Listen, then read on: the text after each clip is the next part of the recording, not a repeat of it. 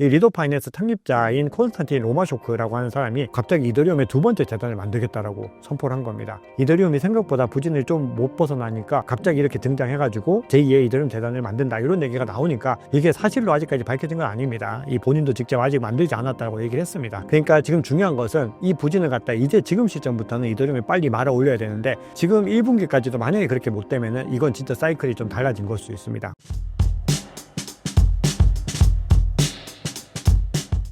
다른 코인들에 비해 알트코인의 대장인 이더리움은 많이 상승하지 못한 상황입니다.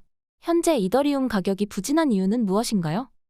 네, 시장에서 이제 보면은 뭔가 분위기가 좋은 어떤 프로젝트들, 뭔가 되게 좋은 프로젝트는 좋은 일들이 계속해서 좀 덩달아 생기는 그런 경향이 있고, 뭔가 이게 삐걱하면서 악재가 생기면은 뭔가 계속해서 연타석으로 뭔가 얻어맞는 그런 느낌이 있는데, 지금 이더리움이 약간 그런 분위기를 조금 타고 있습니다. 그동안에 많이 지지부진한 움직임을 좀 보였는데, 자, 우리가 그럼에도 사실은 좀 하나 먼저 짚고 넘어가야 되는 게 있는데, 이더리움이 비트코인 대비로 상대적으로 부진한 움직임을 보여줬던 것은 맞지만, 과거 대세 상승장 사이클에서도 현재 시점까지는 사실은 이더리움이 비트코인 대비 부진한 움직임을 보여줬던 구간들이 많이 있습니다. 그러니까 상대적으로 더 부진한 것이지, 원래 이런 패턴들은 과거 대세 상승장에서도 이더와 비트코인 비율을 보면은 확인할 수가 있는 거죠. 그러니까 지금 중요한 것은 이 부진을 갖다 이제 지금 시점부터는 이더리움이 빨리 말아 올려야 되는데, 지금 1분기까지도 만약에 그렇게 못 되면은 이건 진짜 사이클이 좀 달라진 걸 수 있습니다. 뭔가 이더리움이 약간은 기술적인 관점에서도 이 차트적인 관점에서도 문제가 생겼구나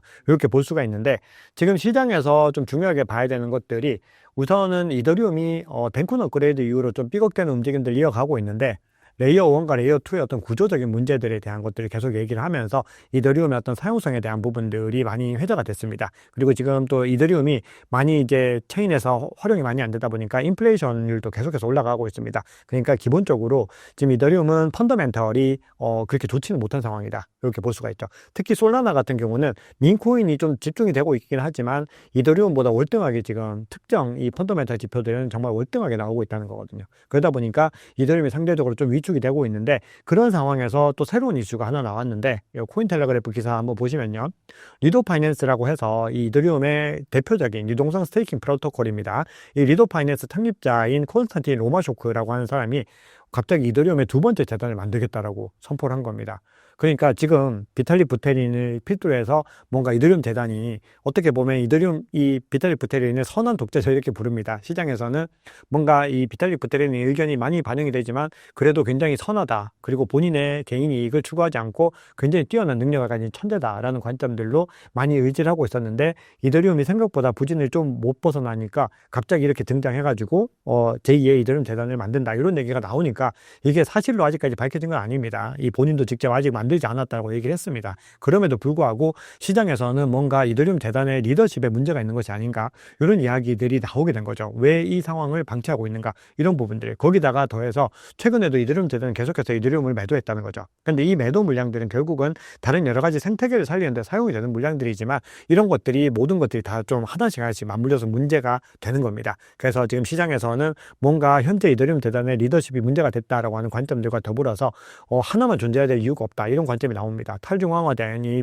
세상에서 어떻게 이렇게 하나가 집중해서 끌고 갈 수 있는가, 그러면서 새로운 것들이 필요하다는 관점들도 나오고 있기 때문에, 만약에 이게 뭔가 이렇게 흐름이 만들어졌을 때는 과거에 뭔가 이더리움 클래식이 하드포크 됐던 것처럼 뭔가 이더리움이 그동안에 굉장히 평온하게 잘 유지되었던 어떤 그런 어떤 흐름들, 커뮤니티 흐름들이 좀 깨질 수 있다는 불안감들이 나오면서 또 추가적인 조정이 나오고 있는 것이 아닌가 그렇게 생각을 합니다. 이더리움 투자에 활용할 수 있는 지표를 소개해 주신다면요? 네, 이더리움 같은 경우는 조금 앞서 보여드렸던 3부에서 보여드렸던 XRP라든지 아니면은 도지코인 같은 프로젝트와는 좀 차이가 납니다. 이더리움은 이 명실공히 알트코인의 대장이고, 모든 플랫폼 중에서도, 즉 블록체인 중에서도 가장 이 대장이기 때문에 이 프로젝트를 볼 때는 중요하게 봐야 되는 것이 이런 지표들을 보셔야 됩니다. 일일 활성 주소라든지 일일 트랜잭션이라든지 혹은 TVL 그리고 탈중앙화 거래소 거래량 이런 것들을 보셔야 되는데 우선 기본적으로 이 일일 활성 주소라든지 일일 트랜잭션은 다른 블록체인과는 아예 비교가 안 되게 이 솔라나가 1입니다. 보시면 녹색이 이만큼 올라와 있죠. 그리고 활성 주소는 아예 더 비교가 안 되게 1입니다. 그러니까 솔라나가 이 영역에서는 다른 모든 블록체인 합친 것보다 더 많기 때문에 비교가 아예 안 된다. 이렇게 보시는 게 맞죠. 그만큼 솔라나는 정말 많은 사람들이 이용하는 플랫폼이다. 그런데 그 이용 자체 중심에는 민코인이 있다. 이것도 하나의 이제 리스크 요소가 되는 겁니다. 그럼 만약에 민코인 트렌드가 꺾이면 어떻게 되지? 그러다 보니까 최근에 이 솔라나가 지지부진했었죠. 그러다가 이 트럼프 민코인이 이 솔라나 생태계에서 솔라나 블록체인에서 발행되면서 또 한번 확 떴는데 이 흐름들이 좀 이어져야 됩니다. 물론 이 솔라나 생태계에서 디파이도 굉장히 많이 활성화되고 있고 하지만 그럼에도 어쨌든 중심에는 민코인이 자리 잡고 있다는 사실은 변함이 없다는 거죠. 그래서 그 부분도 솔라나도 리스크 요소로 작용을 하고 있는데 어쨌든 비교할 수 없는 이더리움과의 어떤 펀더멘털 차이가 있습니다. 그리고 탈중앙화 거래소 거래량 한번 볼까요? 보시면 역시나 지금 솔라나가 1위이고 2위가 지금 BNB로 나오고 있는데 원래는 기본적으로 이 이더리움과 회색이 이더리움인데 이더리움과 솔라나가 엎치락뒤치락 했습니다. 둘이 아주 비슷한 움직임을 보였는데 이 순간부터 갑자기 탈중앙화 거래소 거래량도 솔라나가 독주하기 시작을 하는 겁니다. 그만큼 펀더멘털적인 측면에서 이더리움보다 이 솔라나가 월등한 움직임을 가져가기 시작했다는 거죠. 자, 그럼에도 압도적인 점유율을 가지고 있는 하나의 어떤 지표가 있는데 바로 TVL입니다. 물론 스테이블 코인의 어떤 유동성도 이더리움이 훨씬 월등한데 지금 보시면 TVL이 솔라나보다 훨씬 더 많이 나오고 있죠. 회색입니다. 그러다 보니까 시장에서는 여기를 많이 주목을 합니다. 이더리움은 결국은 기관들이 만약에 디파이를 통해서 시장에 들어올 때 만약에 JP모건이나 골드만삭스나 이런 곳에서 들어온다.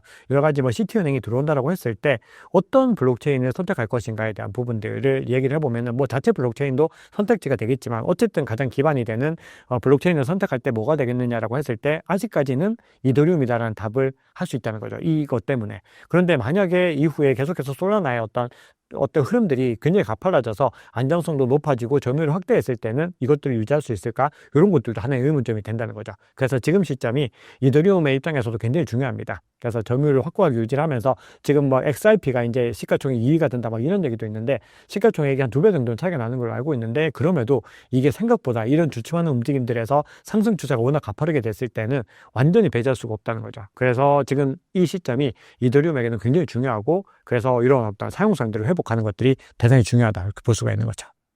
이더리움이 전고점을 넘으려면 어떤 전제 조건을 만족해야 할까요?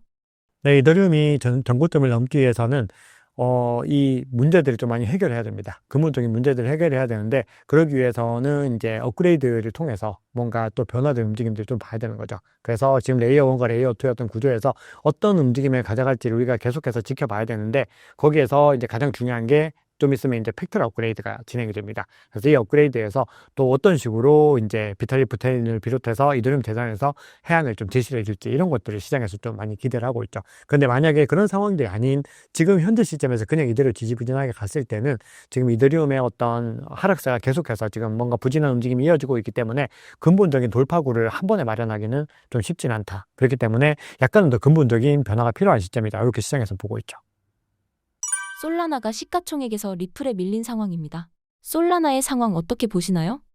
네, 솔라나는 저는 늘 좀 좋은 관점을 유지를 하고 있는데 그게 바로 이 펀더멘탈에 대한 부분입니다.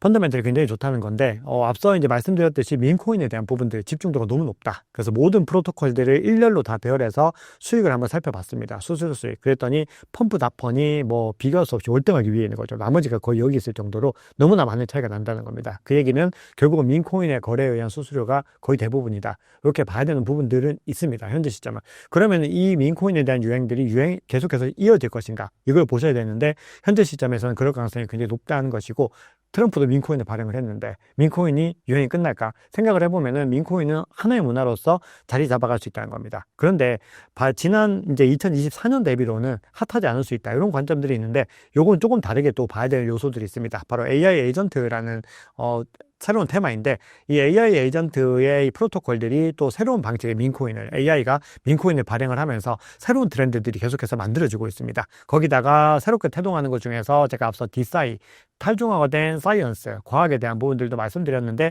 가장 중심이 되는 건 솔라나입니다.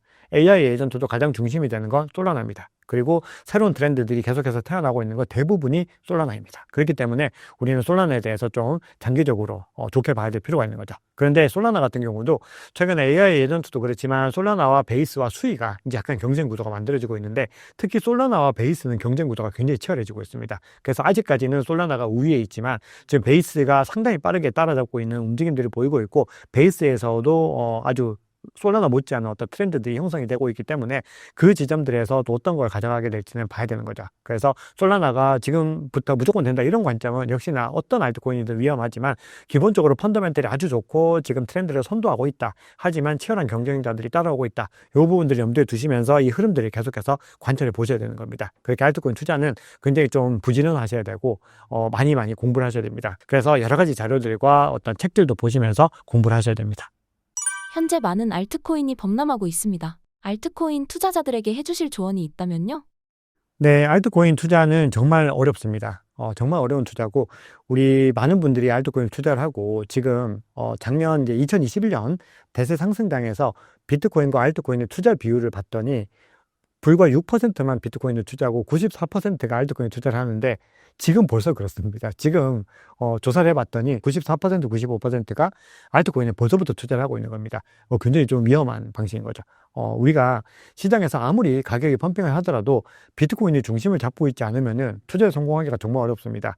알트코인만 가지고 있을 때는 갑자기 하루아침에 마이너스 50%가 될 수도 있습니다. 근데 그런 일들이 설마 기관도 들어오고 지금 시장이 달라졌는데 일어나겠어? 라고 생각할 수 있지만 알트코인은 일어납니다. 일어나게 되기 때문에 절대로 알트코인으로 이 포트폴리오를 몰빵하시거나 이렇게 하시면 안 되고 그 중에서도 굉장히 우량한 알트코인들을 많이 가져가셔야 됩니다. 그래서 제가 계속 강조드리는 것이 포트폴리오 전략이라고 말씀드렸습니다.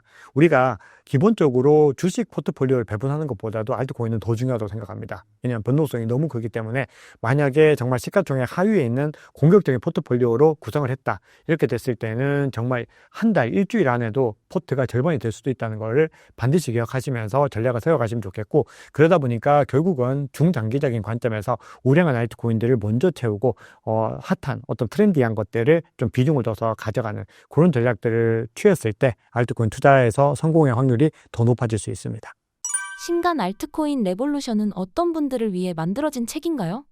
네, 알트코인 레볼루션은 알트코인 투자하시는 분들께서는 반드시 읽어보셔야 되는 책이라고 제가 좀 자신 있게 말씀드릴 수 있습니다. 그 이유는 알트코인에 대한 부분들, 근데 요거는 먼저 말씀드리면 요거를 사지 않으셔도 괜찮은데 서점에서 꼭 한번 읽어보시라고 말씀을 드리는 거는 이걸 보고 투자했을 때와 보지 않고 투자했을 때는 완전히 알트코인에 대한 관점 자체가 달라지게 됩니다. 알트코인에서 확인해야 되는 어떤 요소들과 지표들은 우리가 상상하는 것들보다 훨씬 많습니다. 너무 많은 재반 요소들이 있고 제가 라이브에서도 말씀을 드릴 때 보면은 이렇게 많이 봐야 되나요? 이런 반응들을 많이 보이십니다. 그만큼 정말 신중하고 그리고 아주 꼼꼼하게 체크를 해야 되는 것이기 때문에 우리가 모르는 상태에서 그렇게 투자를 하면은 대부분은 실패를 하시게 된다는 겁니다. 그래서 어떤 종목을 선택할 때 어떤 것들을 봐야 되는지, 매매 타이밍을 잡을 때 어떻게 해야 되는지, 언제 탈출하셔야 되는지, 포트폴리오 어떻게 세우셔야 되는지, 부가적인 수익을 어떻게 만들 수 있는지 이런 모든 것들을 다 정리를 했기 때문에 한번 보시면은 꼭 도움이 되지 않을까 생각을 합니다.